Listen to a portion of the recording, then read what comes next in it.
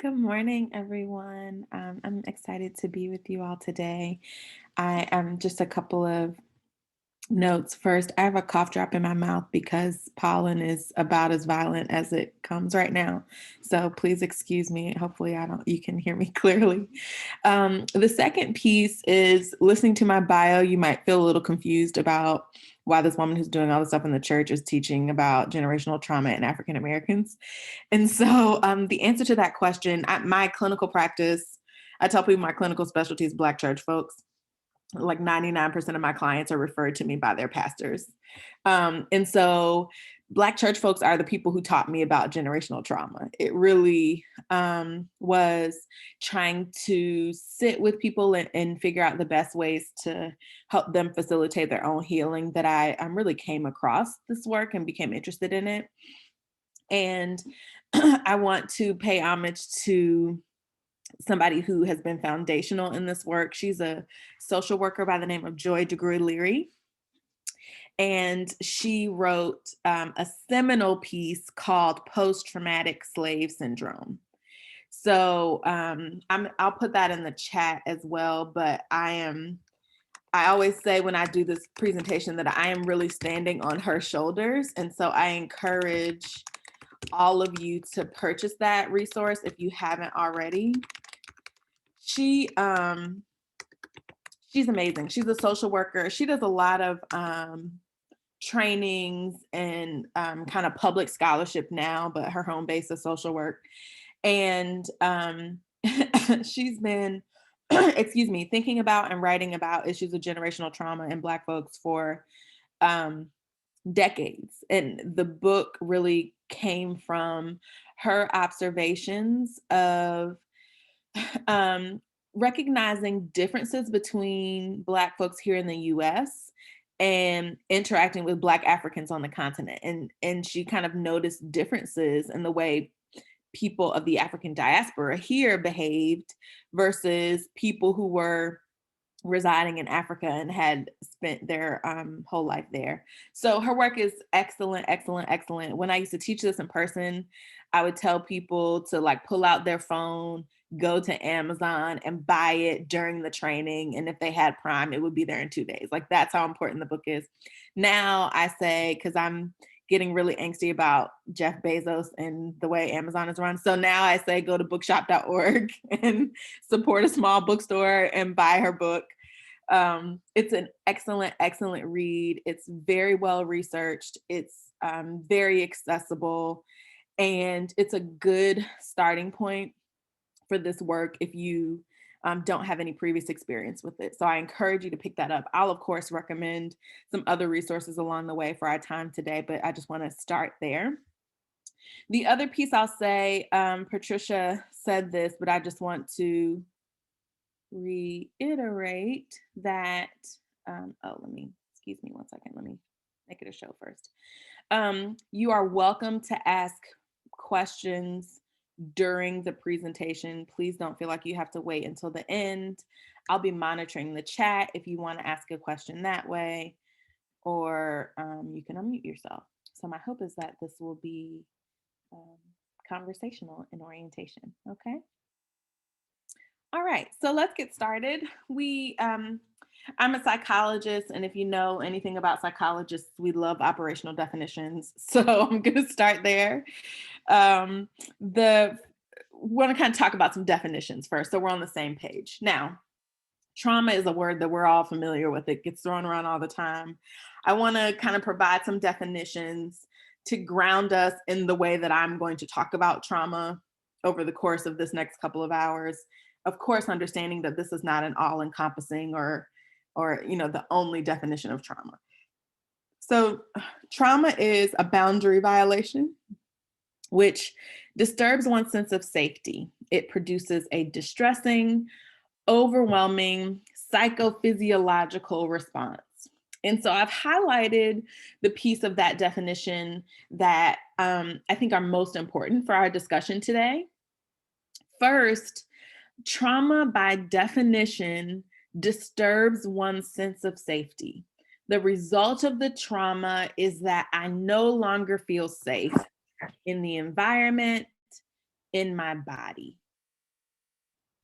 And so that piece is really important because what we're going to talk about in this training is really about ways we respond to a lack of safety, right? The second piece that I think is really important to highlight here is that by definition, trauma makes us feel bad, it's distressing, and it produces a psychophysiological response. So, trauma is not just about our thoughts, it's not even just about our emotions, it's also about our bodies. And so we have to attend to our bodies in order to respond appropriately to the trauma. Yes, the slides will be sent. I'm happy to send these so you all can have access to them later. So please don't feel like you have to copy down every single word. So, trauma is by definition this all encompassing, overwhelming response to a threat, right?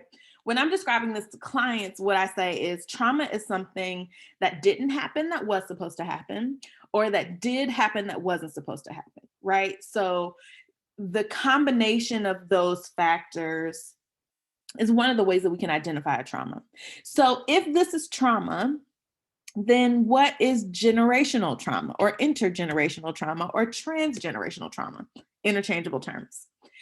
It is the transmission of traumatic experiences and reactions through active and passive processes. That piece is important. As it is passed down, it becomes ingrained in the psyche and in familial patterns.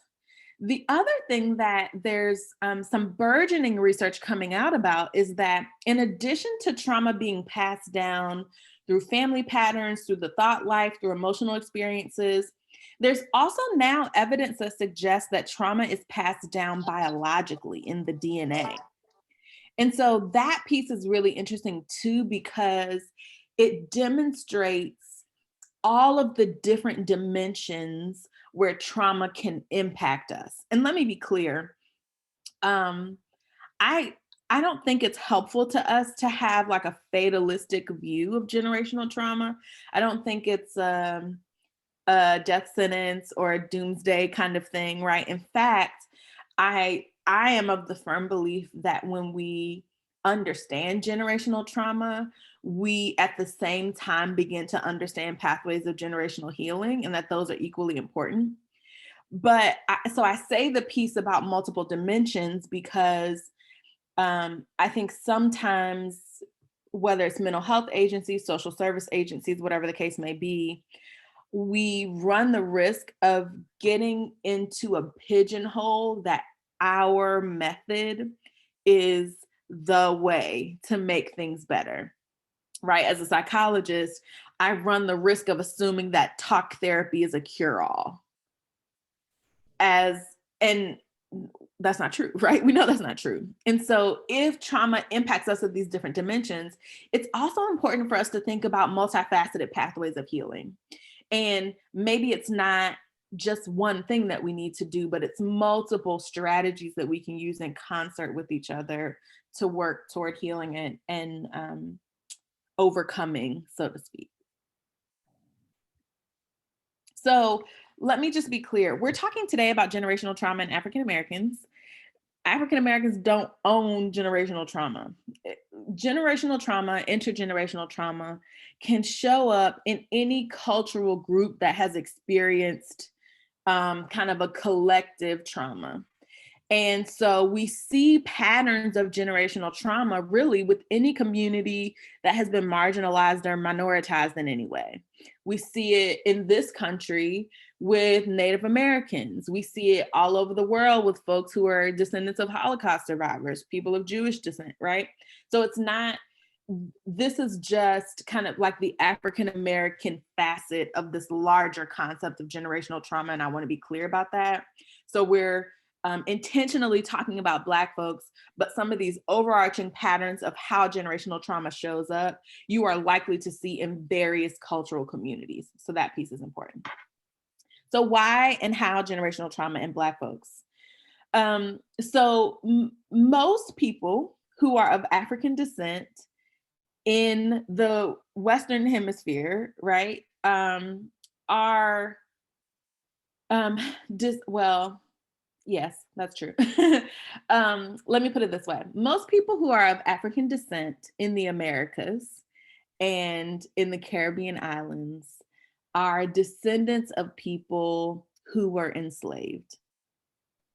Chattel slavery as a world movement had the effect of taking large groups of Africans from their native lands, removing them intentionally from their culture, from their families, bringing them across an ocean into a place of servitude, and then over generations, treating those people as if they were cattle as opposed to human beings, right? So there's that piece.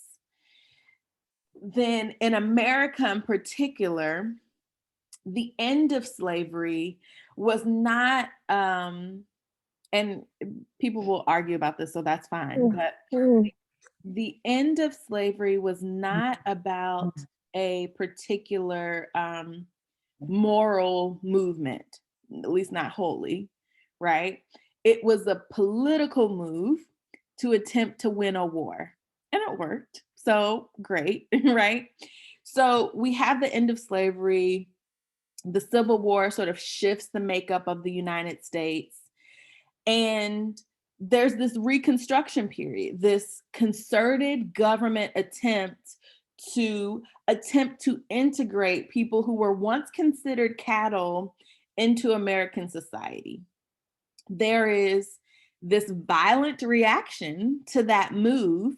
We have, people often people don't realize this, but the Ku Klux Klan was developed as an organization in response to Reconstruction, right? So in the South in particular, you have the uprising of the Ku Klux Klan, you have Jim Crow laws, which systemically disenfranchise Black folks in related issues related to housing, related to education, related to voting rights, right? And so though slavery was quote unquote over, the moral and social system that supported slavery hadn't really changed. So Black folks remained in this second class status. And we know about systemic oppression and systemic racism and how it functions even to this present day. So when we talk about generational trauma, one of the important things to keep in mind here is that we're not talking about a discrete trauma that rests wholly in the past. In fact, one of the ways this country gaslights Black folks is by telling us slavery's over. Why aren't you over it yet? Right? You got your Black president. Sure, we did. And then the world didn't change, right? So the trauma is historical and continues to persist. And that piece is really, really important because when we think about trauma reactions, the trauma reactions are ongoing. The responses to how we manage and make sense of racism, race-related stress on a daily basis continue to be a part of daily life. And that exacerbates and continues this cycle of generational trauma. So that piece is really important. It's not in the past. While slavery is in the past, the moral framework that allowed slavery to exist is still very present in our country. And we have to tell the truth about that if we're going to tell the truth about generational trauma. So one of the ways that people respond, right, to issues of trauma is by going inward.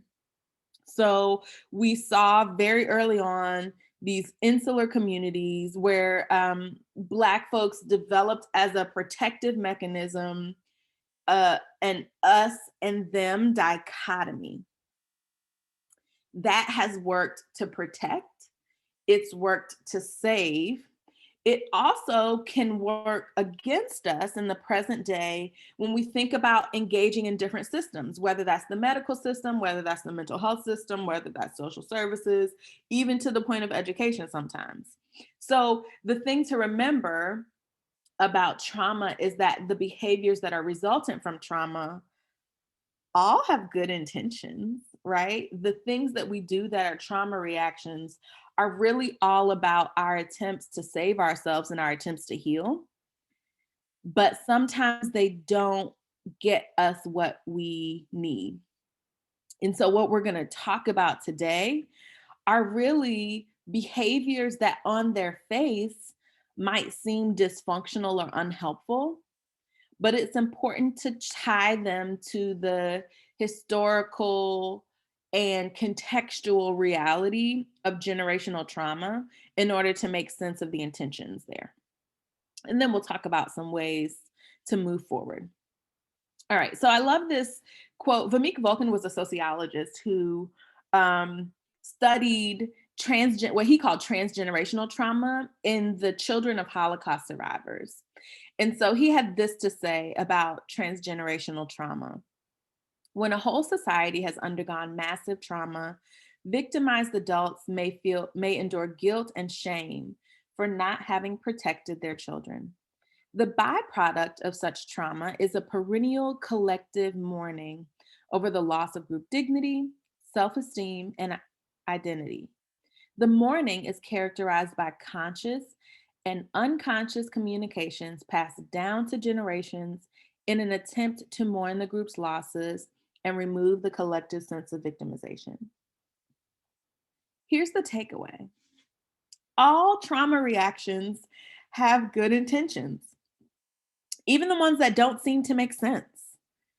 The goal of a trauma reaction is to mourn, to heal, to remove a sense of victimization, to chart a pathway forward.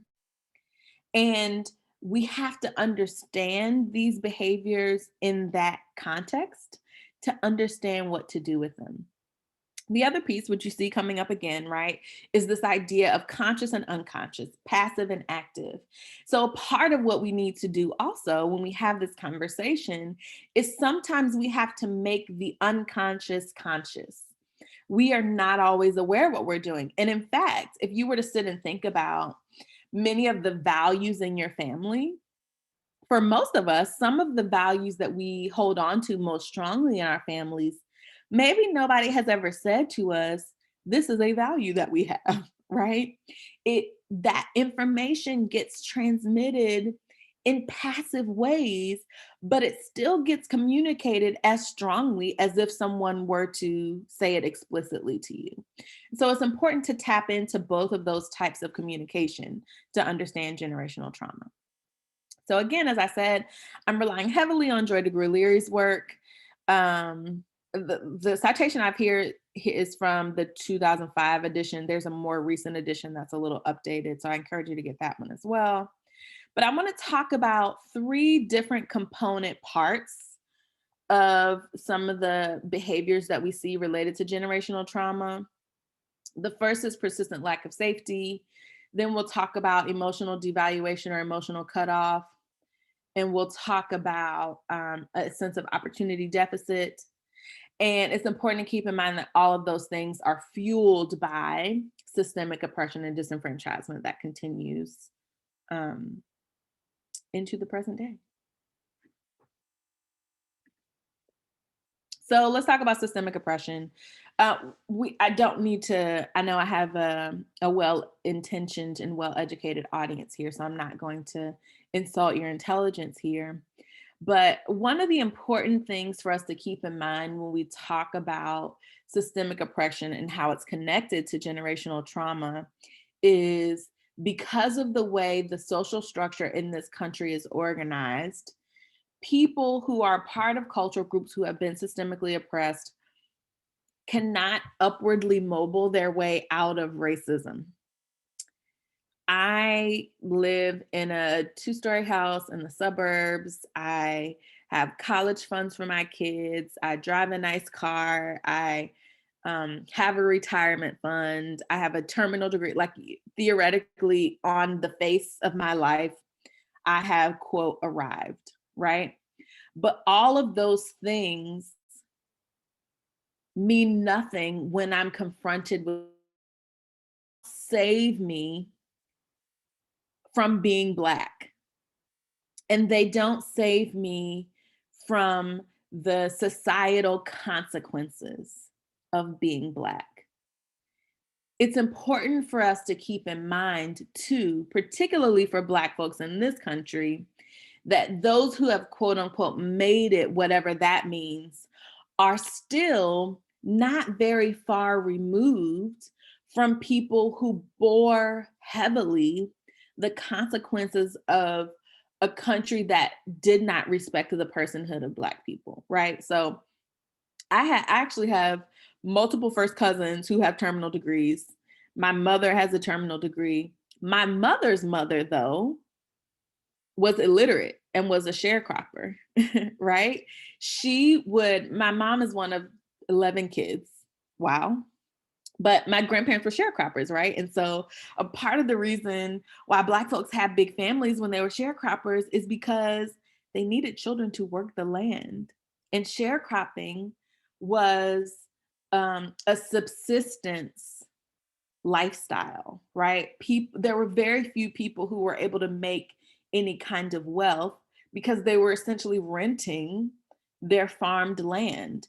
And that became the option for many people who were a generation or so removed from slavery because slaves were freed into poverty, right? So, anyway, my grandmother, who could not read, who was the mother of 11, used to check her children's homework every night. And they didn't find out literally until the last one graduated from high school that she could not read. Because from her perspective, she knew if I check their homework, if they know I'm going to look at it, they will do their absolute best. And her value was around her children becoming educated because she knew what it had cost her to not be able to get an education because she had to work the land, right?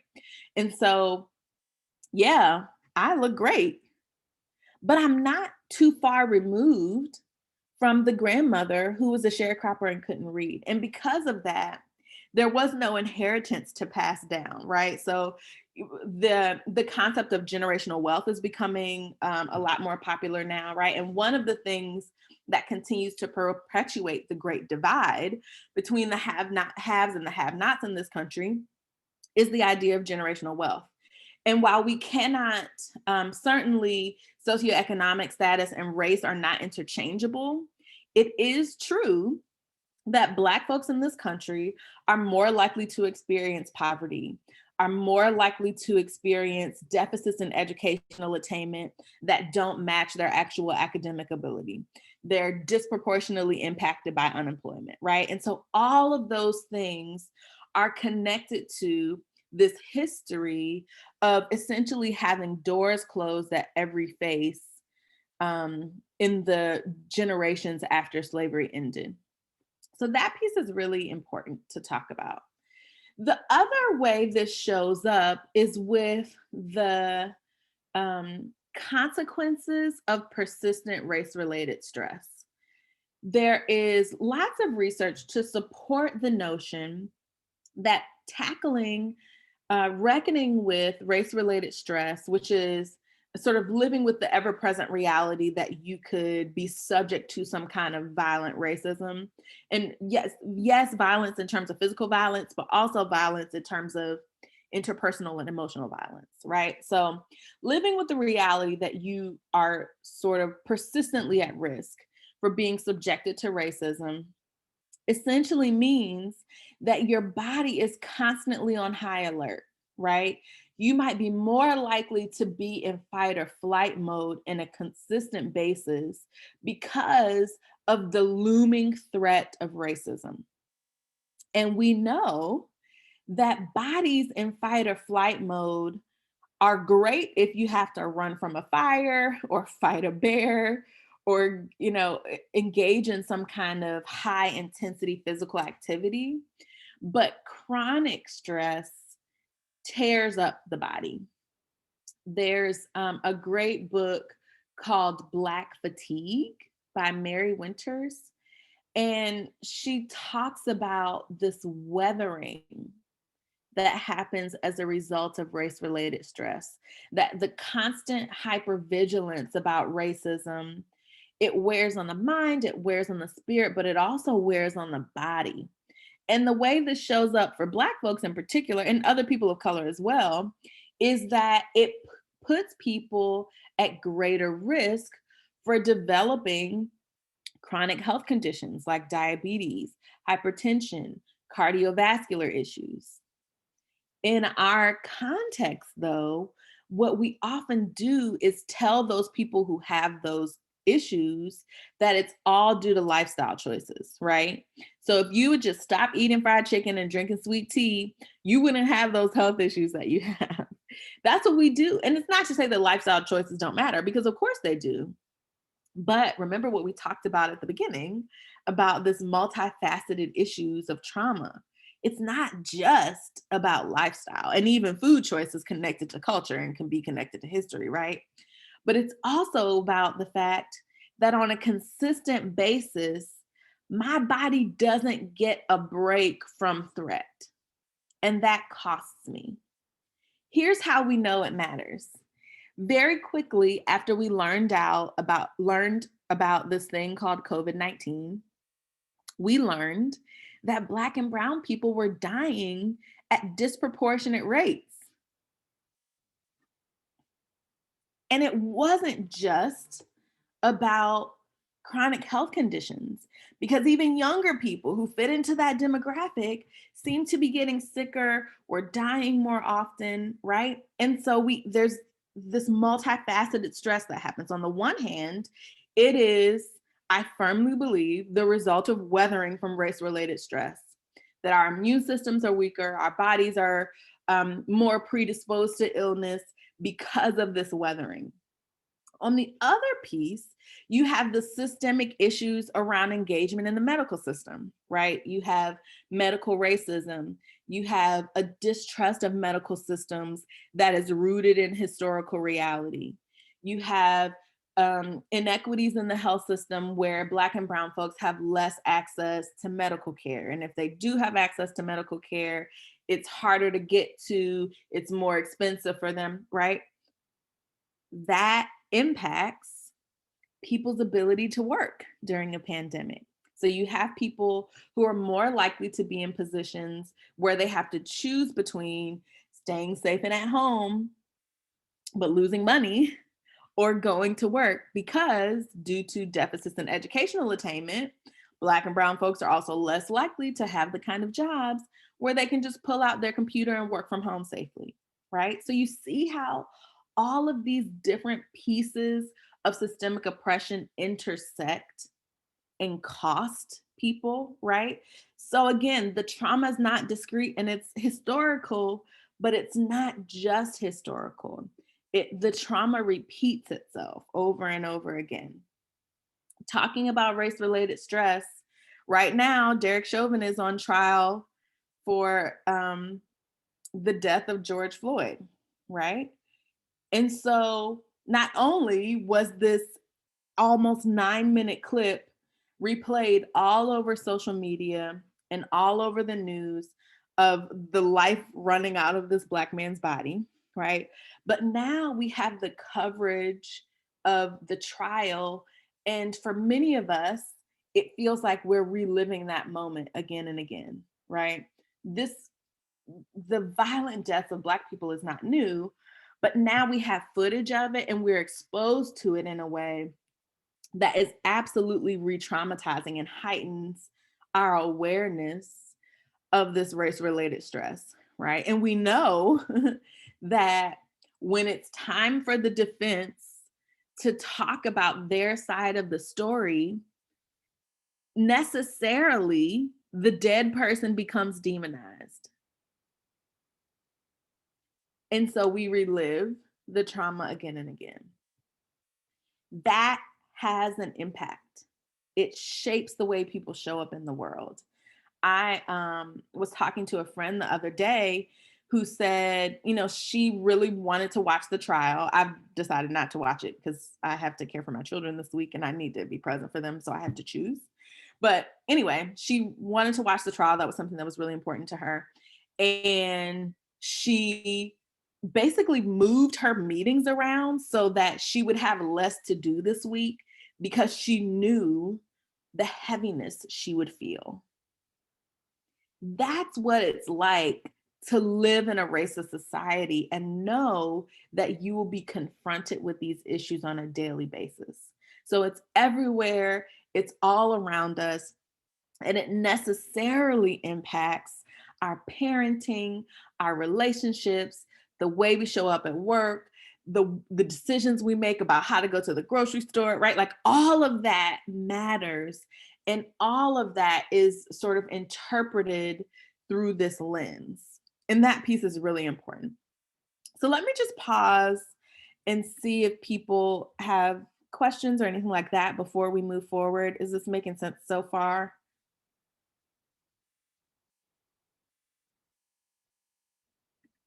Okay, hopefully that's a yes. All I'm right. seeing some folks nodding their heads, so I think you're Okay, good. great. I can only see me. Thank you. All right. So let's keep going. And like I said, I'm monitoring the chat. So please, please, please feel free to post a comment or question there. Let's talk about the first dimension, persistent lack of safety. So Degree in her book has this just phenomenal illustration. She talks about two mothers with small children in a bank. And they're standing in line at the bank. And there's a white mother with her child and a black mother with her child. And the white child is just exploring, just wandering around, playing, talking to people, just being a kid. The black child is standing beside her mother, not moving. And she gives her mother this questioning look as if to ask permission to explore. And the mother gives her the look, capital THE, capital LOOK, right? The black folks on the call, I know already, you know what the look is. It means don't you dare. It means you better not, right? It's a look that says stop in your tracks. Don't even think about doing what you're doing, or there will be a consequence, right? And so the critical question is, why would this black mother not want to let her child explore? Doesn't she understand that exploration is one of the ways that children make sense of the world? Doesn't she understand the need for freedom in childhood? Well, frankly, what she understands better is first that her little black child will be evaluated differently if something goes wrong than the white child will be. In fact, it could be dangerous for her black child to explore too much. And here's the thing, that mom probably isn't going to say to her young child, her, let's say, 4 or 5-year-old, you're a little black kid. And because you're a little black kid, the world can be dangerous for you and you can get in trouble just for being a kid because of racism. So, no, you can't go anywhere, right?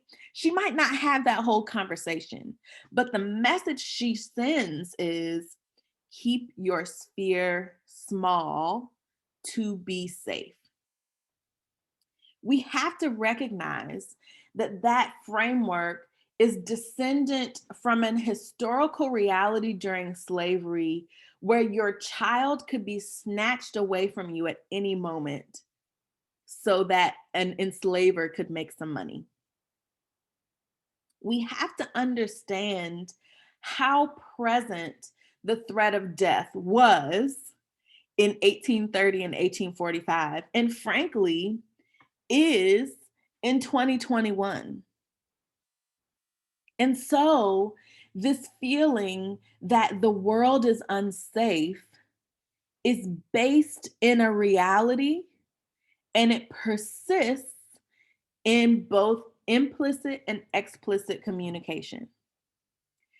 We might, if we're unaware, be tempted to call it paranoia. But in fact, paranoia by definition is unreasonable. And what we're talking about here is not unreasonable. Breonna Taylor didn't go to sleep with the awareness that she wouldn't wake up again. George Floyd didn't think trying to pass a counterfeit 20 would cost him his life. And so, this idea that the world is persistently unsafe is based in the historical reality and then perpetuated in a present day reality. Literally, your life is in danger. Then there's this additional piece, too, that even when we're not talking about physical safety, the way that systemic oppression and disenfranchisement show up is that our reality, our financial and social reality, can also make us unstable, right? So, not mentally unstable, but make our safety unstable. If you think about people who are more likely to live in poverty, think about how perilous poverty can make just the daily experience. One of the things that came up with COVID, right, and kids were out of school, is this awareness that for so many poor kids, the breakfast and lunch that they got at school might be the only meal they got that day because poverty makes our existence perilous. And it would be easy to blame those parents for not having enough money or why did you have kids if you can't afford it, right? All the elitist stuff we say to poor people. But we also have to reckon with the reality that you can't just work your way out of poverty. And sometimes people are in poverty because generations before them were in poverty. And that is the responsibility of our community much more than it is the responsibility of that individual poor person. We have to reckon with that.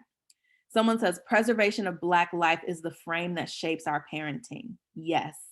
I'll give you an example that sounds innocuous, but when I tell you, it's a classic example of this. So my son is 5. He's an athlete. So he likes to play like any kind of sport possible. So about a year ago, maybe a year and a half ago now, he was in a soccer program and it was a co-ed, very diverse soccer program. And he's like he's very aggressive as an athlete. So he's going for it at the soccer practice. And I can't remember exactly what happened, but anyway, my son is kind of tussling for the ball and ends up accidentally knocking over this little petite blonde white girl who's on the opposite team that they were scrimmaging against. It's a soccer practice for, at that time, he was 4. Soccer practice with like 3 to 5-year-olds, right? This should be low stakes. But when I tell you that the immediate reaction I had when I realized that my little Black son had knocked over this little white girl was, number one, watching her parents to make sure they didn't try to come for him because I was like, I'm about to have to fight at the soccer practice. But 2, I was scared for him because I knew that even though what he did was innocent and he was just playing soccer, there was this risk that he would now be perceived as this aggressive, dangerous, violent Black child. And you might be thinking that that sounds hyperbolic, but that's what generational trauma does to the psyche, is that instead of being able to enjoy a tussle at a soccer game for kids, I immediately went into protective mode, worried for the safety of my son. And it was exacerbated by the fact that the person he had accidentally knocked down was a little white girl. Emmett Till, at 14 years old, was killed for allegedly for allegedly whistling at a white woman. And that reality is a part of my psyche. It's a part of the way I think about what it means to protect my child, right? And does that make sense? And it sounds so excessive and so unreasonable, but I literally felt the physiological uprising happening in my body. I felt the threat in my body at a soccer practice with my 4-year-old, right? And my husband and I had a conversation about it after the fact because I immediately like went into protective mode and I was like, you need to apologize to her and da, da, da, da. And my husband was like, no, he was playing soccer. She needs to shake it off, right? Like there's this battle about what it means to protect a Black child. And even at a soccer practice, we aren't safe from that historical reality. Joni says it's a mama bear response on steroids. Yes. When I tell y'all that it took me a couple of hours to come down, I was so dysregulated. I was so dysregulated. And I think because, that was like one of his first times playing sports. And anyway, I was so dysregulated. And it wasn't until I sat down with my husband and I realized I thought about Emmett Till at a soccer practice. That's how generational trauma shows up. And it's important for us to be able to name in this moment, I'm not just living this moment, I am also living the moments where my ancestors were unsafe. And my gut reaction, the thing that my body does without me deciding, is to work to protect my child, just like my ancestors had to snatch their children up sometimes to keep them from being taken away. That's generational trauma.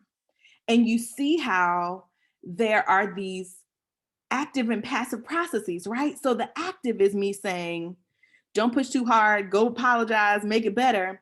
The passive, the unspoken, the unconscious is me replaying the history of Black boys who seem to step out of line and what that cost them. Yes, as a mother of a brown now young man, I understand totally. Nikita says, and the children observe the reactions, learning that they may not be safe, causing additional trauma. There it is. That's the cost, is that we unwittingly send the message, the world is unsafe.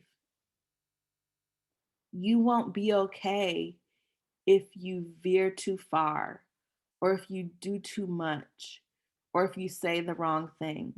And from a psychological perspective, right, look at the second bullet. I know some of you are probably familiar with CBT, right? Haven't you seen that second bullet in every single CBT workbook about core beliefs? So if we don't understand generational trauma, the CBT manual tells us the world is unsafe is a maladaptive core belief that we need to adjust in order to help people to no longer be depressed. And so we use our good skills to think them out of a cultural reality. That does a disservice to the very present, very real experience of generational trauma. And Nikita's exactly right. We teach it to our kids. And if we aren't aware of what's happening, we decontextualize that fear. And it gets generalized to everything, as opposed to being a way we protect ourselves against racism. So that lack of safety is make sure you're back home before the street lights come on. The lack of safety says, don't go too far. Don't go down that road. Don't you think you should pick the safe profession? Are you sure you want to travel out of the country? We know the limits that that can place on people. But what we don't know is that it is rooted in an ancestral need to be safe. They're connected. And it's important for us to connect them so we can understand what's happening. Okay, so that's persistent lack of safety. Next is the sense of opportunity deficits, the sense that there might not be enough space, enough room for all of us to be successful. And Degree Leary really talks about how this too is rooted in the system of slavery. Historically speaking, the root of colorism, like the modern day phenomenon of colorism, which is the social reality that lighter skinned people of color have more privilege than darker skinned people of color, is rooted in the reality that enslaved people who worked in the house had more influence, had more power, were more closely connected, and could get more theoretically from their enslavers. And because they worked in the house, they were less exposed to the sun and were therefore lighter skinned. Right. And so that that piece shows up in our present day reality where we see this hierarchy between lighter skinned folks and browner skinned folks. Someone says, I get so annoyed with my 7-year-old daughter when she walks around the store with her hands in her pockets. I fuss at her for doing it. It goes back to this. I try to check myself, but it's very hard when I become hyper vigilant. I don't want anyone to assume that she's stealing something, right? Think about the cost of a parent worried about their 7-year-old being accused of stealing. And it's real. Like, I totally understand what you're saying, right? But how messed up is this world that we know that our 7-year-olds are in danger in that way, right? Sarah says, thank you for bringing up the CBT contextual issue. I was in a training that addressed this recently and a longtime user of CBT, and this is very relevant. Clinicians have to have this awareness. Yes, we cannot CBT our way out of racial trauma. And when we tell so much, and let me be clear, I think CBT is a very valuable framework, right? It's an evidence-based practice. So this really isn't about CBT necessarily, but I think with any of the models of therapy or the models of helping, for those of you who are not in the mental health profession, we have to contextualize whatever our mode of transformation is, especially when we know that because of issues of systemic oppression in education, the people who are most likely to have developed those theories do not have the lived experience of the people who've experienced this trauma. So it's not about saying throw the whole theory out, but it might mean that we have to be flexible in our implementation of this theory so that we understand how culture plays a role. And that piece is really, really important. So Leary talks about this, one of the ways colorism shows up, right? There's the sense that, right, if you think about the phenomenon of lynching, one of the functions of lynching was to remind Black folks that they should not get out of line or they could be next, right? There was a function for a public murder. There was a way in which Black folks were implicitly and explicitly told, there isn't enough space for all of you, so you should work for yourself, right? Think about the Black folks who were deputized to essentially spy on and control other enslaved folks. They were afforded a special status to work against their own. And so we see that again playing out in modernity. We see it in the way Black folks, both publicly and privately, are pitted against each other. And the basis is this sense that we can't all succeed, right? There isn't enough space for all of us. And in fact, if you're going to be successful, you have to work twice as hard to get half as far. I know already without asking that many of us were told that explicitly by our parents. You have to work twice as hard to get half as far. You can't make the mistakes that other people make. The consequence of that is that we might participate in anti-Blackness by putting down people who, quote, made the mistakes we avoided, right? By setting up this divide between certain kinds of Black folks. There's a colloquial saying that I'm sure many of you have heard that accuses Black folks, and it's Black folks who are saying it. That piece is important. This colloquial saying that accuses Black folks of being crabs in a barrel. And the idea behind that is that rather than working together, we might work against each other. And it's an accusation, right? As if we are not adept enough to figure out collective action. Well, here's the thing. Crabs are not in their natural habitat when they're in a barrel. And crabs in a barrel are probably on their way to die. So they're in survival mode. And yes, what generational trauma does, what race-related stress does, is put us in survival mode.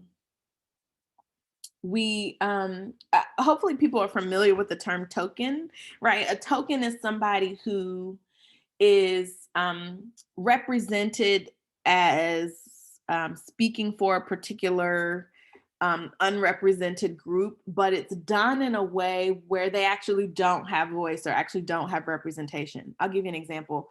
I went to Elon University in North Carolina. It's a small, predominantly white institution. When I was there, about 8% of the student population was Black. Elon has this monthly magazine. I was there for 4 years. And in my 4 years at Elon, I was on the cover of the Elon magazine 4 times. It's only a monthly magazine. So in the whole time I was there were 48 issues of the magazine. And I was on the cover 4 times.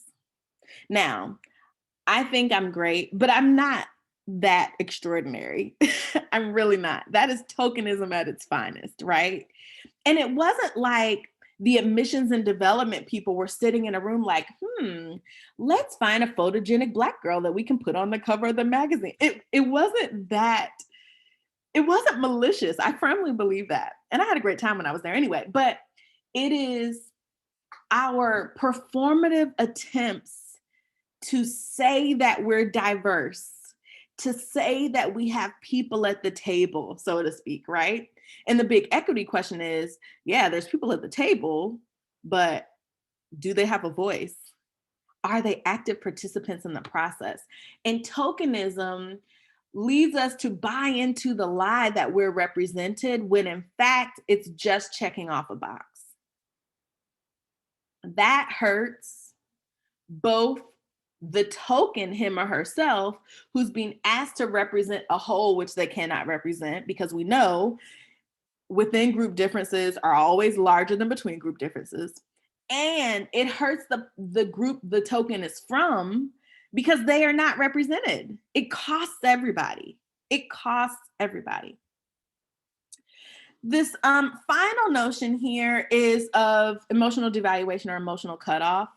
So one of the ways we respond to trauma, right, is to cut off from our emotions. And so when you're constantly dealing with trauma and race-related stress, one of the ways you survive is to not feel. So there's this heavy emphasis on physical over emotional and relational needs. My grandmother used to tell us, feelings can't pay bills. She told us that. Feelings can't pay bills. And she meant it too, right? My my son, when he was maybe 2 or 3, we were on the phone with my mother-in-law and I was trying to get him ready for bed. So, she's on the phone and we're like talking and I'm trying to get him up the steps to bed. And I say, okay, bud, it's time to go. Let's put your toys up, whatever. And my son says to me, I'm angry about that. I'm angry about bed. And my mother in law's on the phone and she says, oh, y'all are some newfangled parents, right? This idea that my child could have an opinion about bedtime was like so new age to her, right? Because from her framework, it's like, I don't care what you feel. In fact, I'm going to tell you all, for the Black folks on the call, I'm going to tell you all some things that your mother said to you. Fix your face before I fix it for you. Stop crying or I'll give you something to cry about, right? It's like, well, I'm already crying, so I really don't need anything else to cry about. What is that? It's not as if Black folks are walking around thinking, let me figure out how I can emotionally stunt my kids and not allow them the full range of emotional expression. That's not what we're doing, right? But when you are fighting for your life, there is no place for emotions, right? What about if people who were on the Underground Railroad trying to escape from slavery stopped and cried? Think about Ruby Bridges, who at 6 years old is walking into a school to integrate it. And as she's going into the building, grown people are yelling at her, throwing things, spitting at her, and she's stoic. I guarantee you she was coached that way because there was intentional coaching around nonviolent demonstration during the civil rights era that encouraged Black folks to not show emotion when confronted with racist violence. That was intentional. It was an intentional part of the way people were trained for nonviolent protest. But we also have to reckon with the fact that it's not normal to be stoic in the face of violence. It's not normal and it's not healthy. Maybe it was necessary, but it's not normal. And there's no button that we can press that says, oh, we're now in post-racial America, so we can feel our feelings. No, because it's in our bones, it's in our family structure. It is the way that we were taught to move through the world. Don't let them catch you slipping. Don't let them see you crying. Steel yourself and move forward always. Joni says it's a tactic, a short-term tactic for the moment. Yes, it absolutely is. And the challenge is that some of us have made it a way of life as opposed to using it as a tactic. I will never forget when Trayvon Martin died, and I can feel myself getting emotional talking about it, but when Trayvon Martin died, at his funeral, there was this image of his father crying at his funeral, of Tracy Martin crying. And Tracy Martin was crying so intensely that he was sweating through his shirt. He was sweating through his shirt. And I saw that image again and again. And one of the things that sticks with me is how odd it was for all of us to be seeing a Black man emoting in that way, because Black folks get so little permission to feel their feelings. Publicly, privately, we get so little permission. We get so little permission to have choice. Somebody says older generations, grandparents have little tolerance for seeing their grandkids having lots of choices, food choices, school choices, clothes. Yes, all of that. It's so true. Because when you're in survival mode, who cares if you want fish sticks or an apple?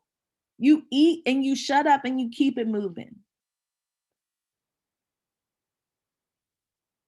Generational trauma gets us stuck in survival mode.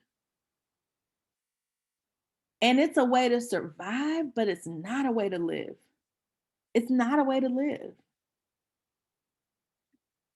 Here's the real consequence, right? when I was when I was 4 years old, I was in a store with my mother. And this is important to my mom, her name is Mary, and my mom is so kind and loving that her friends literally call her Mary, the mother of grace and mercy. That's their nickname for her, right? She's one of the most loving and caring people you will ever meet. And when I was 4 years old, we were in a grocery store. I wanted some cookies and she told me no. And so I threw a tantrum because that's what 4-year-olds do. My mother grabbed her shopping cart and walked away from me like she did not know who I was. I mean, she literally walked to a completely different aisle. And so I very quickly realized, oh, this is not a helpful strategy with my mother. And so I get up, kind of dust myself off and go find her because she had walked away from me like she didn't know me. And I'm crying. I'm like, I'm sorry, mom, trying to pull myself together. And she looks at me very straight faced and says, are you done? Yes, mommy, I'm done. And we didn't talk about it again, right? So the the idea of me as her child embarrassing her in that way in the store was simply intolerable. And she did not care I was sad about these raggedy cookies, right? Like it was my feelings at that moment were so irrelevant to her, right? And what we know is that, all the parenting literature says, even if it feels like a small deal, tantrums are kids expressing their emotions and you help them co regulate and all of that. But what she wanted and what she demanded was that thing that I was feeling go away because it was unimportant in that moment. And here's the piece that's really important. We know that kids need their parents to co-regulate. But if I live in a culture that says cut off those emotions right away and I don't want to deal with them, and if I have to deal with them, it's a form of punishment. What we teach is emotional dysregulation. And then those same people become adults. And because they haven't learned how to regulate, they engage in emotional eating, or they engage in substance abuse, or they engage in these reckless behaviors. And then we blame them for not having the emotion regulation that they didn't learn when it was time to learn it. We criminalize them for their substance use rather than recognizing the consequence that survival mode has for our emotion regulation system. We send them to jail, we call them criminals, and we never address the trauma because it's easier to blame the victim than it is to deal with the society that continues to perpetuate the trauma. We also keep secrets and get into a situation where we might allow the predator to stay a part of the family because it feels better to not have that person go to jail than to turn one of us over to them. And in the process, what we say to the survivor is, your feelings are not more important than keeping this person out of the system. That costs. That costs. And so the impacts of this process are that people are less likely to name trauma as trauma. One of the things that I do as a part of my intake for my practice is I give everybody the ACE assessment, adverse childhood experiences. And if you know anything about the ACE, it's scored from 0 to 9. Essentially, the higher the score, the more childhood trauma you've experienced. And so I administer the ACE, and then I also ask people directly if they've experienced anything that they would describe as traumatic or abusive. So I had a person come in for a new intake, Black female, had an ACE score of 5, which is a lot of childhood trauma. And Joni, I see your question. I'm going to finish this thought and then come back to it. So 8 score 5, a lot of childhood trauma. When I asked her explicitly, have you experienced anything that you would describe as traumatic or abusive? She said no in the intake. And, it's an intake. She doesn't know me. I'm just getting to know her. So I hold it. About session 4 or 5, I say to her, I'd like to ask you something about something that you put on your intake paperwork a couple sessions ago. And I frankly don't know how you respond to it. You're welcome to set a boundary with me if you want, but is it okay if I ask you this question about what might be kind of a discrepancy? And she says, yeah. So I explain the ACE to her. I show her her score. And I say, so this score would suggest that you have a lot of trauma from your childhood. But when I asked you about it, you said no. And I'm just curious. And she said to me, I mean, it's nothing I can do about it now. So why talk about it? Right. That's how that kind of shows up. And of course, it cost her. It was the root of why she came to treatment. But she hadn't even considered that it could be a factor. Joni says, what would be the appropriate way to deal with childhood feelings? So the appropriate way, one of the appropriate ways, I won't say that this is the only right way, but kids by definition are dysregulated. They don't know how to regulate their emotions. And so we have to teach them. And so what we would need to do is first help the child to name that emotion. Like, it seems like you're feeling frustrated. It seems like you're feeling angry. It seems like you're feeling sad.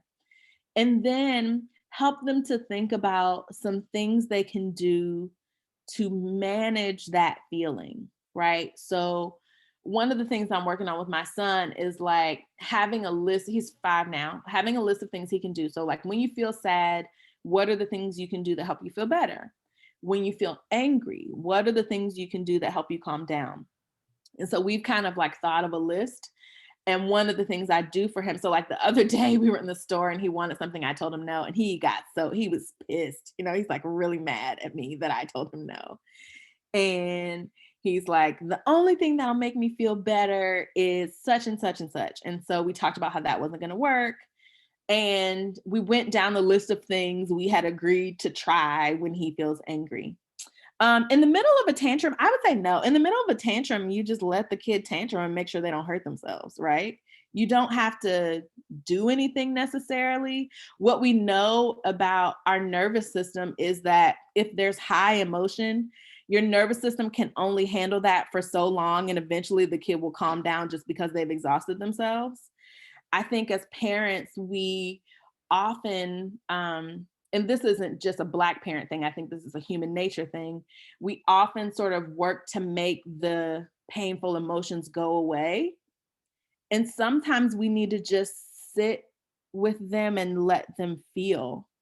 And even that sends a powerful message, right? If you're feeling sad, upset, frustrated, whatever, I am still here for you, even when I can't fix it. Lisa says connect before you redirect. Yeah, that's there's the conscious parenting movement, right? Says connect before you correct or connect before you redirect, right? So sometimes it's just sitting with the kid while they're upset. I know, I'm here. It feels bad, right? I'm not going to leave you just because you're having a painful feeling. And that can be really powerful. Think about the message that sends, right? Because so much of the dysregulation that leads to like substance abuse or risky personal behaviors is this sense that painful emotions are intolerable and we should make them go away as soon as possible, right? But if the goal in the middle of a tantrum isn't to make the tantrum go away, but just to be present, then the message you send is this hurts, but we don't have to make it go away. It will go away when we felt whatever we need to feel. And that's a really powerful kind of transformational message. So that's what I would say. So there can be this difficulty with self-assessment, right? Difficulty with understanding emotional experience. There is also this incredible resilience and grit that we see. There's this powerful, persistent value systems that seem to undergird people and support them throughout this trauma. And so that can also be really helpful as we're moving forward. It can be helpful to yeah, thank you for asking the question, Joni. It's a good question. Um, it can be helpful. 20 years ago, I would have said that more often than not, those powerful value systems that we see as protective factors in Black folks are related to religious systems. And Black folks as a whole are still one of the most religious cultural groups in the country. At the same time, we see people moving away from more organized religion, but still we see these powerful persistent value systems even if they're not religious systems, and those can be protective. So how do we manage and overcome generational trauma or work to heal it? I have a list here of some things I want to talk to you about, and then we'll kind of move through these as we talk about some strategies. The first is attending to the body. So remember, we talked about that psychophysiological response that occurs in response to trauma, right? So we want to speak directly to the physiology. We want to engage in body-based self-care practices. That's exercise.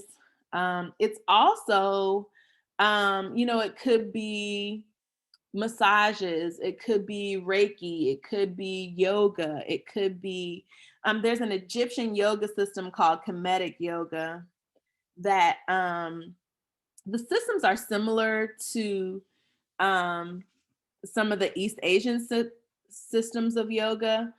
The poses are similar, but if you are a practitioner of yoga, you know that a part of practicing yoga is education around what the poses mean, right? And so in Kemetic yoga, the poses are rooted in an ancestral African understanding both of freedom and of resistance, right? And so that would be a great way to use the body to sort of combat trauma. There's a movement called Girl Trek. Some of you might be familiar with. It's organized by two Black women. And the focus of Girl Trek is for Black women to walk as a regular form of exercise. That's the activity they push.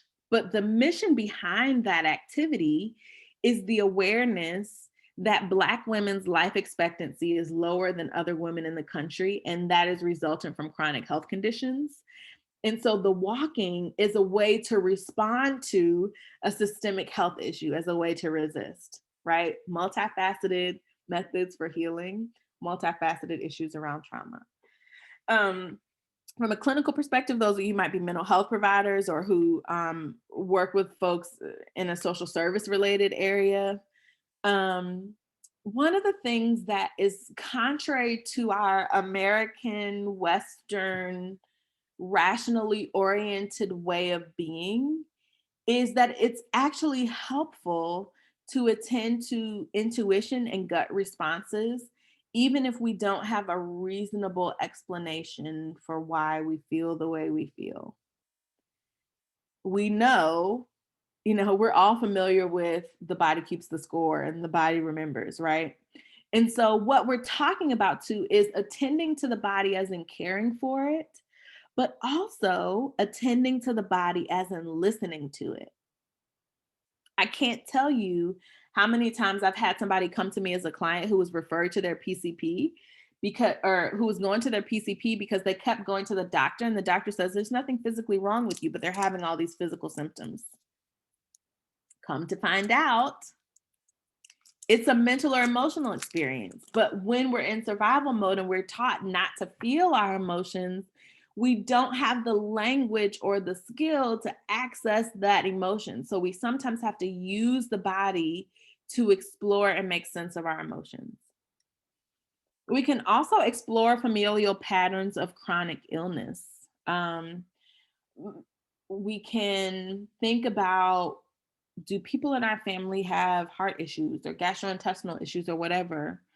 And what information might that give us about some trauma that we have experienced or a way that our family carries that trauma, right?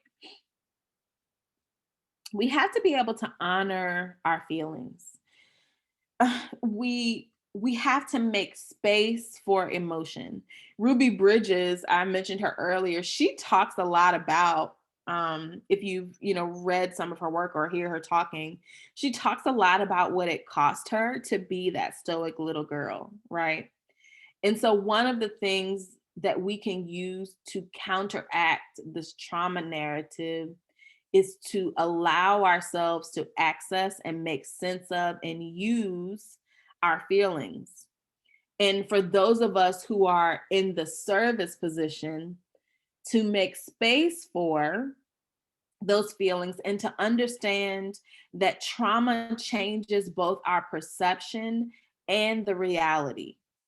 So, from your perspective, you might be thinking, well, I don't really think that's about race. I think it's about something else. But it's important for us to remember that we don't get to identify or define someone else's narrative, and that perhaps this historical trauma shapes the lens through which I view a certain situation.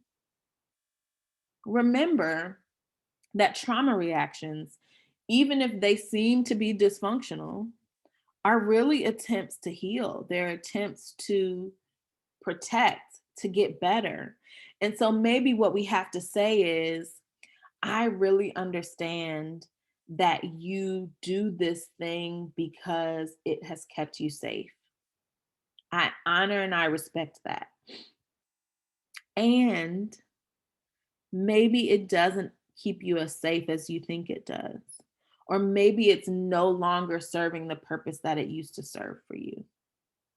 Right? I understand that when my mother told me to fix my face, she was doing that because of her fear for my safety.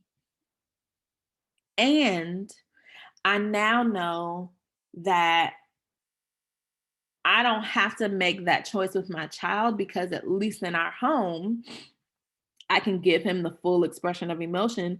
Because the truth is, I want him to be someone who grows up to be an emotionally engaged and available partner.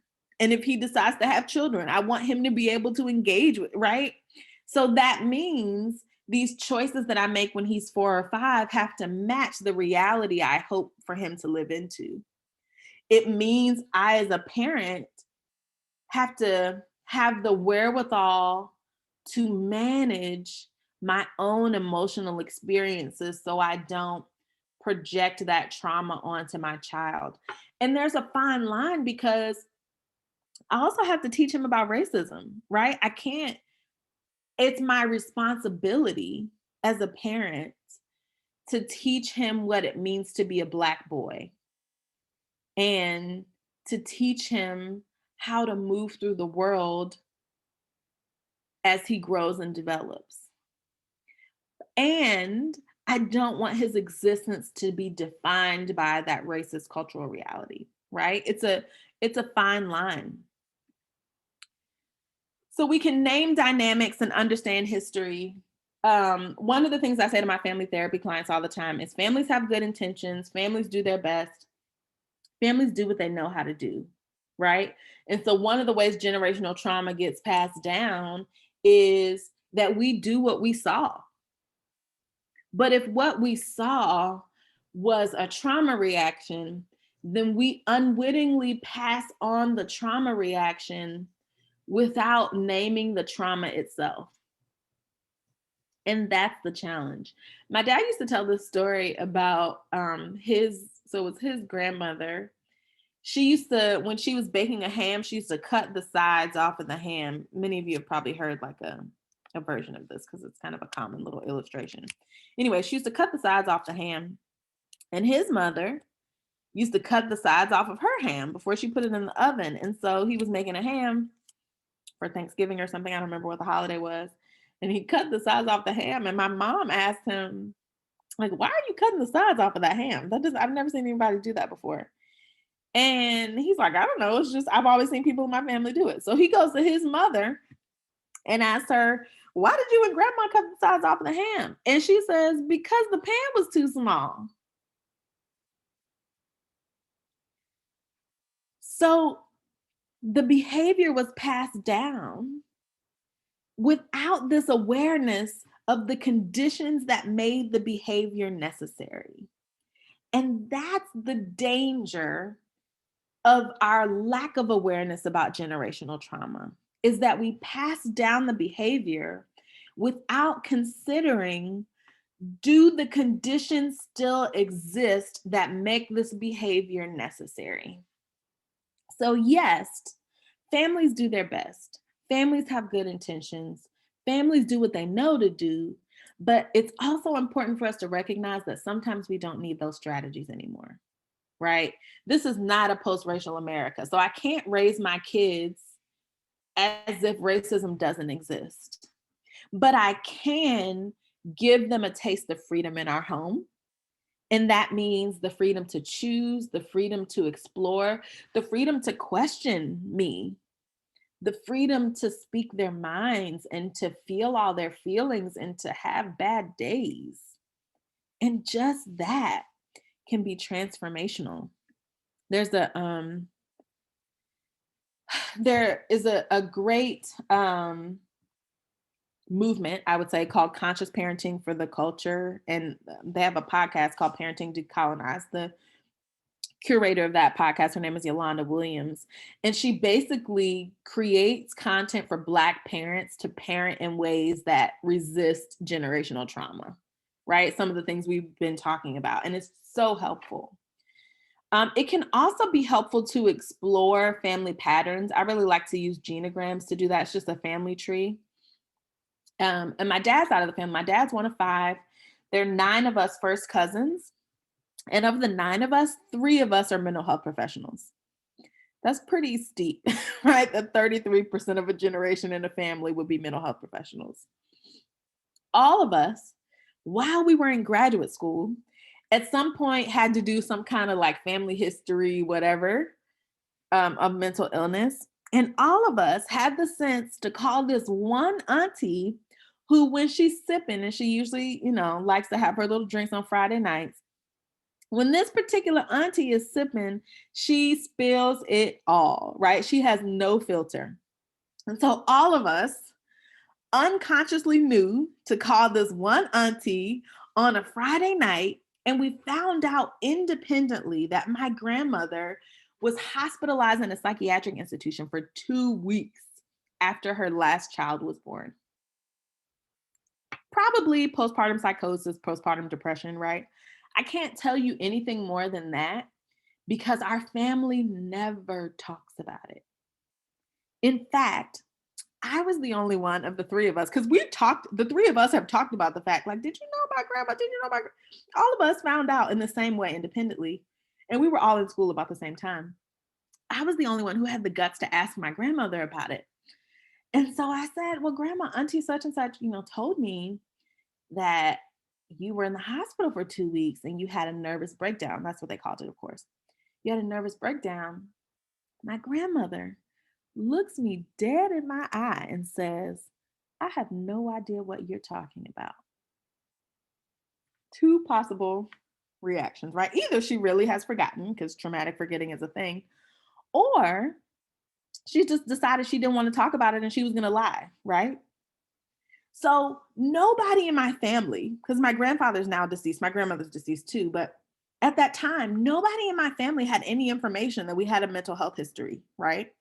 What I know now is that my father and 2 of his brothers dealt with major depression, and somehow 3 of her 9 grandchildren became mental health professionals without this awareness that we had a family history of mental illness, right? Excuse me. That's what generational healing looks like, right? Even if we couldn't articulate, our family deals with this. And because there's mental health stigma in the Black community, we want to be a part of the solution, right? Even if we couldn't articulate that, we found our way, right? And for me, generational healing is this awareness that when we open up space, we do what we're supposed to do. I know that sounds really fluffy, but when we have space to be free, to explore, to speak our minds, to feel our feelings, our bodies, our spirits, let us know what is the right thing to do. And for us, we ended up with a full third of this generation who now are making space for conversations that even still our family is unable to have. That's what generational healing looks like. And we capitalize on strengths, right? We use those value systems or faith systems to as protective factors, basically, to think about resources we have at our disposal. We articulate strengths, resilience. We emphasize adaptation and thriving. One of the ways that looks for me is that when I'm in therapy with Black folks, I make a big deal about the fact that they came to treatment. One of the first things I say to people in my intake is, I just want to acknowledge how big of a step it is that you're here. I don't take it lightly that you had the forethought to make this appointment. And not only did you make the appointment, but you showed up. And so kudos to you. Because there's so much stigma that I understand all it takes for people to even get to that first meeting with me. And what that shows me is that they have a desire to heal. And we use that as a pathway, as a tool. Even when we view a trauma reaction as dysfunctional, it is a sign of health that the person is attempting to heal. And so what we can say is, look, we already know that you work to be okay. You already know how to protect yourself. All I want to do is help you find some different strategies for how to protect yourself. Some other things you can have in your toolbox so you can be ready to address the challenges that you have. And let's talk about in your family the strategies that you use in your family and whether those strategies are helpful to you or not. Some of them are probably really helpful. Some of them might no longer be helpful. And all of that is okay. It's really, really important as we address this issue from whatever lens we're kind of looking through, that we worry less about blaming and worry more about just naming dynamics and making sense of them. And that's why the piece about families doing their best, I think, is so important, because it's not just about saying, oh, this person was abusive to you or whatever. That might not actually be helpful. Maybe that person wants to stay in relationship with the person who accidentally maybe perpetrated violence against them. But let's talk about how we can get to a place where we can say, this was not what I needed it to be, but I respect that the people who raised me did their best. It's a challenge, but it can be helpful to have that friend. Now, some people want to cut off that family member, and I'm okay with that too, right? But I think because one of the values in the Black community in particular can be keeping family, then we have to expand our possible ways of holding people accountable. And everybody isn't going to want to just cut off somebody. Everybody isn't going to want to just label somebody an abuser and then move on. Now, I do think there needs to be accountability, but a part of what we can do is give people permission to envision accountability in the way that makes sense for them and their family structure. Collective action, right? Remember back to this crabs in a barrel accusation. One of the impacts of trauma is that we turn inward, that we fight. We know, it's kind of common knowledge that it's common for people who are drowning to fight a person who's trying to save them. It's a gut reaction to a traumatic experience. And so we can work against that by deciding not to lean into the disconnection, joining organizations, engaging in collective action. It could be community organizing. It could be protesting. It could be nonviolent resistance. It could be voting, right? There are lots of different ways to engage in collective action, but we intentionally connect and join with other people who have a similar struggle as a way to resist this tendency to work against each other as opposed to working together, right? It also means pooling our collective resources and influence, whether that's a boycott, whether that's supporting Black businesses, right? One of the things I've decided when my husband and I got married, one of the things we decided is that every vendor we use would be a Black owned business, right? That small decision means that if I'm going to spend my money, I'll spend it in a way that uplifts and supports people who look like me, right? It could also be making sure that kids in your community have books with characters who look like them, right? There are lots of different ways to engage in collective action. And the key here is it intentionally reverses the dynamic that says every man for himself. It acknowledges the power in working together as a community. And that's one of the ways that we work against and work to heal, right? That trauma. Okay, so we have time. I'm going to stop sharing so we can see each other. We have some time for comments, questions, thoughts. There's a reference list that let me just briefly pull that up for a minute so I can highlight some things for you. So here's the Joy DeGruy Leary resource, Post-Traumatic Slave Syndrome. If another kind of beginner's resource that I think is excellent is Resmaa Menakem's My Grandmother's Hands. He is also a social worker, and he talks a lot. He talks a lot about how trauma resides in the body and how racial trauma does not just impact people of color, it also impacts white folks. And there's some specific strategies in the book for how to attend to the body, as we were talking about, as you're working to heal generational trauma. And the other piece I want to draw your attention to is Terry Williams' Black Pain. She is also a social worker.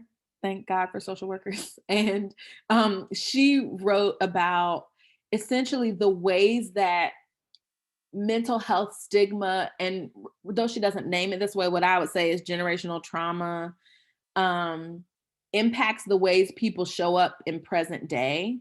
And she breaks it down into different like communities within the Black community. So Black men, Black women, Black children, to talk about some of the mental health outcomes related to racism and race-related stress. The last piece that I realized isn't on this list, so I'll update it before I send to Patricia, is Stacey Patton's Spare the Kids, Why Whipping Children Won't Save Black America, excuse me. And she talks about corporal punishment in the Black family as a residual of slavery and the costs associated with that and ways to combat that. So that's what I have prepared, but I'm curious if people have questions or comments in the few minutes that we have left that you want to raise to the surface.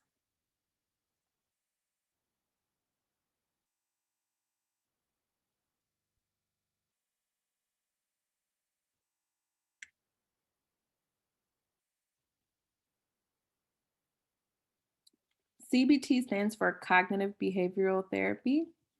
So for the folks who are mental health professionals, essentially CBT makes the argument that negative, or I prefer painful emotions as opposed to negative emotions because I don't think any emotions are negative, but the painful emotions stem from dysfunctional or irrational thoughts, right? And so if we fix the thoughts, we fix the feelings, is the general idea.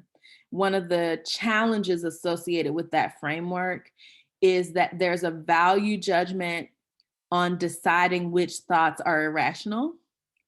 And so it's important that we understand cultural context when we label thoughts as irrational or not, because we might be saying this thought is irrational when really it's just somebody's cultural reality. And then we're doing them a disservice. We're trying to get them to think out of their context.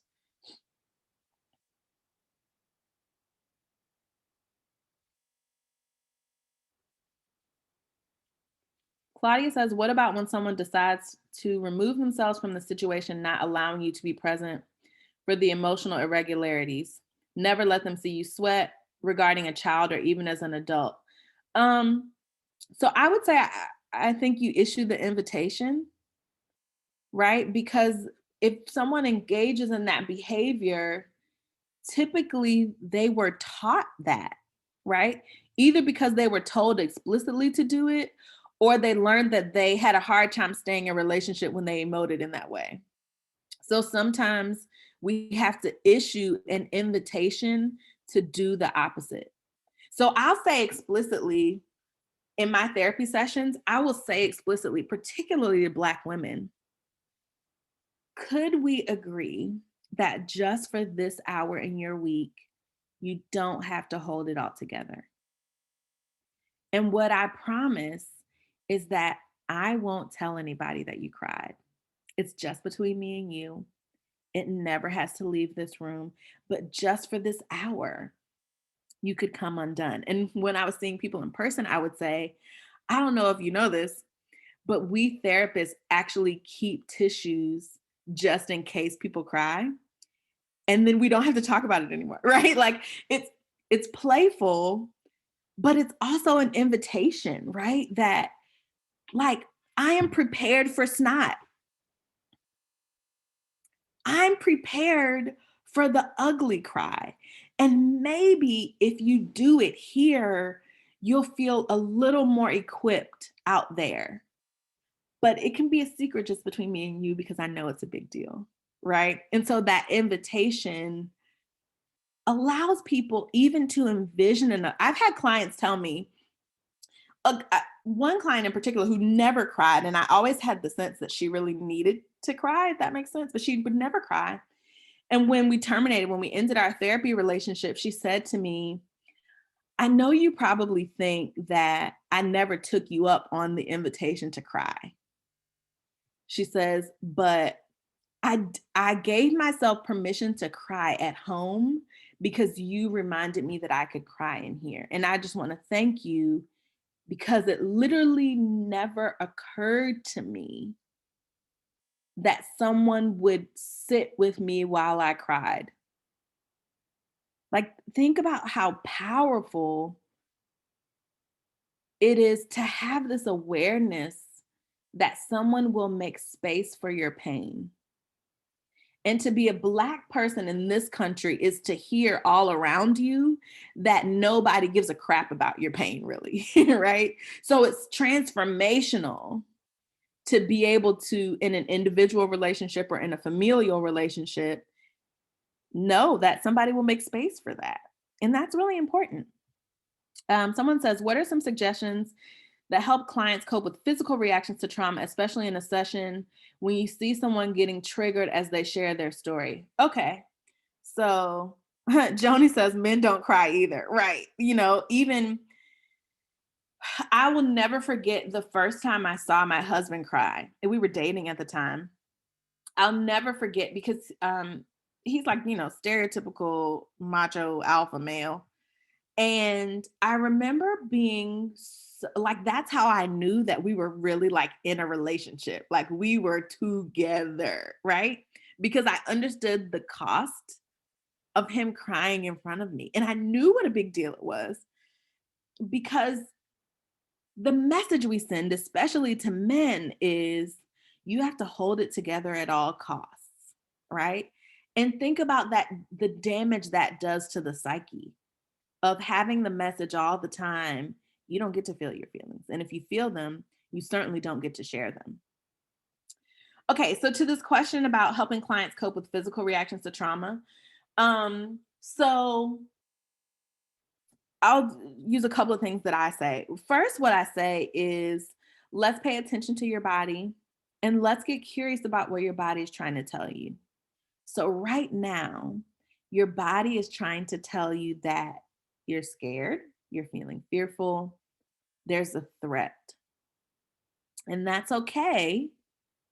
But let's look around physically and look around emotionally to see what your body might be reacting to. Your body is trying to protect you right now. And could we work with your body to let it know that even though this feels really scary, you are in fact safe? The last time I did this presentation, um, we were on Zoom like this, and I can't remember what part of the presentation we were talking about, but I could see people's eyes getting big. Like people were having physiological reactivity as we were having the discussion. And so I just stopped in the middle and I said, some of us are getting activated right now. Some of our bodies are telling us that we're in danger because we're talking about a very real trauma. And so I want to stop for a minute and just do some breathing exercises so we can tell our bodies to remind our brains that right now in this moment we are safe. So we stopped in the middle of the presentation and did a breathing exercise. And a couple of slides later, somebody put in the chat, we need to breathe again. So I stopped and we did it again, right? There is one of the ways we cope, right, is by building, I like to call it building sacred spaces, not sacred as in religious, but sacred as in set apart and special. Sacred spaces where we can temporarily free ourselves from the trauma of racism.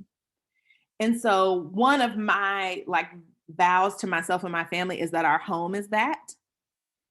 Um, it could also be an internal space where you have a meditation or an activity or something that you do that grounds you in the present moment, that even though the world is dangerous and violent, in this moment in your house, as you're sitting in your living room or kitchen or office or wherever on this Zoom, you are physically safe, right? It's temporary relief, not a forgetting, not a disconnecting, not a sticking your head in the sand, but temporarily relieving the pressure and the anxiety of racism. There are even meditation apps focused specifically for people of color that really focus on building affirmations and meditation practice around resisting. I'm going to put them in the chat. One of them is called Exhale, and the other is called Shine. There's another one too that if I remember in the next couple of minutes, I'll put it in the chat. But they're apps that focus on meditation specifically for people of color around coping with issues of racism, right? And so I think creating those sacred spaces, I like to talk with people about creating an internal sense of safety. So it's true that the external world is often not safe, but what would it mean to build safety inside your body? To know the things you know and to be sure about those things, to know your communities of support, to know the people who have your back, to know the values that guide you and undergird you. It doesn't change the fact that we live in a messed up world, but again, it's this temporary relief. And for many people, that internal sense of safety then becomes a resource for resistance. So that's the strength that I pull upon when I work to fight the inequities I see in my community. Someone asked me one time, like, how do I, because I do these kinds of trainings a lot. And so they were like, how do you talk about racial trauma all day and not completely explode? Which I think is a fair question. Um, and the answer to that question is I have my sacred spaces, right? Both my external space, my home is blackety black. I have black art up all over the place. I have a whole section in my closet of clothes from Nigeria and Ghana that I put, and so those are ways that I connect with the ancestral reality that while I have ancestors who were enslaved, there were also ancestors before them who were totally free. And all of that blood is running through my veins, right? It is building communities of support where if I experience something that is racist, I have a place where I can go debrief. I will never forget, I had a situation with my car one time. Long story short, there was this piece that was wrong on my car and the piece was back ordered. So the dealership had my car for like 75 days. That's too long. And I had to rent a car that whole time. So I racked up like $1,000 rental car bill. It was a whole mess. Anyway, the dealership was giving me the runaround. I was on the way to the dealership to talk to the general manager of the dealership. And I'm on the phone with one of my sorority sisters. That's another sacred space. I'm on the phone with one of my sorority sisters, and I'm really going off, right, about how I'm going to talk to this general manager and how upset I am. And she stops me and she says, Jess, don't get arrested. And we laughed about it and we kept going. But what she was really saying was, don't forget that you're a Black woman who's angry. Though you're justifiably angry, you're still an angry Black woman walking into a white space, and that will be dangerous for you. She didn't say those words. All she said was, don't get arrested. And at the time, I had these fire engine red, waist long box braids. So not only was I an angry Black woman, but I was going to be like blackety black showing up, right? Like there would be no doubt that I was Black walking into the space. And she said, don't get arrested. Call me after, right? Which is just a reminder, you could run up into some trouble if you present a certain way, and an invitation, call me after to say what you really wanted to say, but you felt like you couldn't say, right? That's what a sacred space looks like. It's the opportunity to debrief. It is the other person of color in the meeting who you can look at when something happens and you both know you're thinking the same thing, but you don't have to say it, right? Those are the things that save people. And for folks on the call who really want to identify as allies, what you can do is make those things spoken because it costs you less to say it than it does the person who's in that marginalized community, right? In this situation, as a white person, it costs you less to speak up about something because of your privilege as a white person than it would cost me. Just like if I'm in a space where there's homophobia going on, it costs me less as a straight person to say something about that than it would a person who identifies as gay or lesbian, right? And so allyship is really thinking about ways we can utilize our privilege to make space for people whose voices aren't heard. And I say that because all of us have a part to play, but the part is different. And think about how your social location informs how you have an opportunity to respond to this very real dynamic.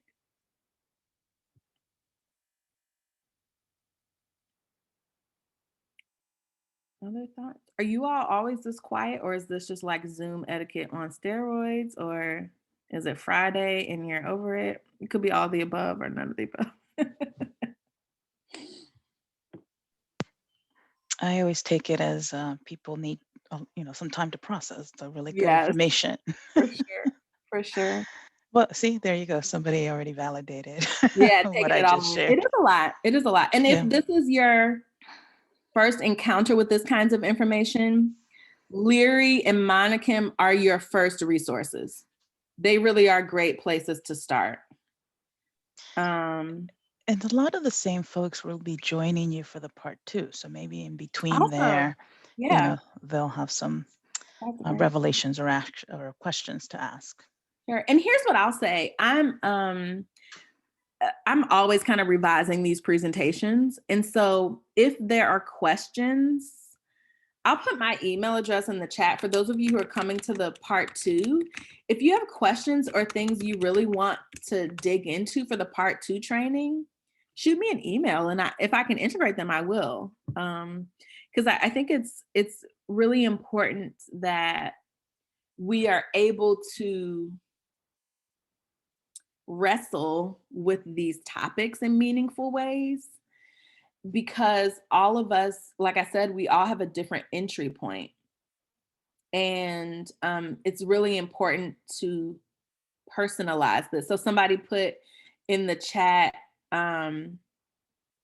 something about, oh, my honest reflections are refreshing. Like, the only way I know how to approach this is through my lived experience as a Black woman. Like, I don't know what other way to make sense of it. But what I do know is that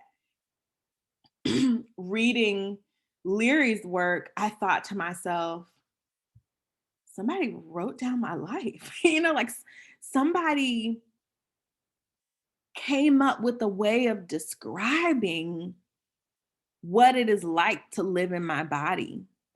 And, back to the work that we do, think about how transformational it would be to be receiving a service and to have someone get you in this way, right? To see you, to see your experience, and to understand how that shapes the way you show up in the world. That is transformational. I I had a client, a new client. I'm very rarely taking new clients, but I had a new client who I saw last week, a Black woman who's actually a psychologist, believe it or not. And she had never been to therapy because the mental health stigma in her family was so rampant. And in the middle of the session, she said, I really have an urge to just press the end button and get out of here. I mean, it was that hard for her to show up. And so I said, okay, let's stop and breathe. Let's think about the impact it will have on your children that you are taking the opportunity to heal yourself. And let's think about the ripple effect of this moment of you deciding to stick with this, of the generations in your family that you will heal if you heal yourself. That's a big deal. And that's the stakes when we can name generational trauma and work to heal it. So it's good stuff. Yes, the slides will be sent.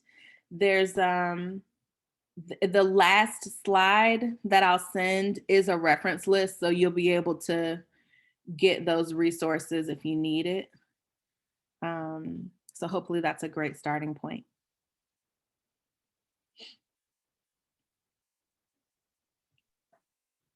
And yes, again, this is a really popular topics or discussion and speaker. So the registration is full for the part 2. But again, you can email me and I'll put you on the wait list, and hopefully we will be able to get you in. But we will also be recording it. So once we have those recordings, I'll be able to post it so that people can access it.